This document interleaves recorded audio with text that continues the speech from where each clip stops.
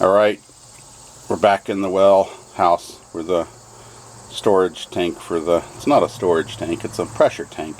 It's I think it's 26 gallons. But a 26 gallon tank like that really only holds about 13 gallons of water inside of it. You can see here there's a little condensation on there. That's because I've got this little building that I built around it. Just a little too insulated. I'm going to need to cut some holes up here in the top, let some of this heat out through a roof vent because it's condensating a little bit. But anyways, that's not what I wanted to talk about. What I want to talk about is this well tee. So that's right there is a well tee. This goes to the bottom of your tank. It's got, that's what that end looks like. That end's 1.25 inches. Well, they make this thing to where it comes apart in 2 pieces. Like the one that I put on here after I had to pull this tank out because it leaked right from the day one. I learned it's harder than it needs to be. So that right there, what you're looking at, is a well tank tee that has a union fitting, I guess they might call it, and you unscrew that. This piece stays on the tank.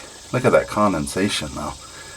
The tank is completely sealed and dry. That's just condensation from the cold well water going into here, and it's condensating like a cold beer you left on a table. It gets all sweaty. So anyways, that's what you do. That way, when you take this nut off, you can just slide this tank back. Otherwise, you're going to have to start getting into here and start unscrewing stuff and taking stuff apart, and you're not going to want to do that. So this right here, you know, that works in a pinch, I suppose. But if you got a well and you're ever going to change out a tank, I would order one of those 2-piece ones right now. They're kind of hard to find. I'll try to leave a link in the description for it. This one's made by Bowshark. That seems to be a pretty good company.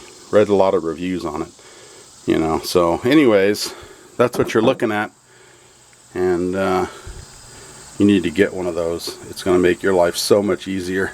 You'll thank me later. Some of those things you don't think about, you know, but you'll think about it when you're doing it. So that's the best way to do it. I'll leave a link in the description. I'll have some more videos on different stuff I'm doing. So another thing I wanted to mention too, when I built this roof, I wasn't thinking I have to take this thing out, you know. What I should do, there's a little nipple right on the top of it. I'm going to make the roof on this removable. I can just put an eye bolt in there and just lift that tank right out of there with my tractor. So that'll be nice. That's going to make it a lot easier. When I got to replace the when I got to replace the tank again, if I have to.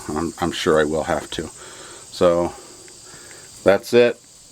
Don't make it too tight or it'll condensate, but you don't want it real loose, you know, built where you're leaking a lot of heat out and you're getting freezing lines. So this has a piece of heat tape on it that runs up and down through it, and I plug that in the winter if I really need to. I haven't had, I did, but I don't know that I actually would have needed to. So alright, I guess that's it. Have a good one.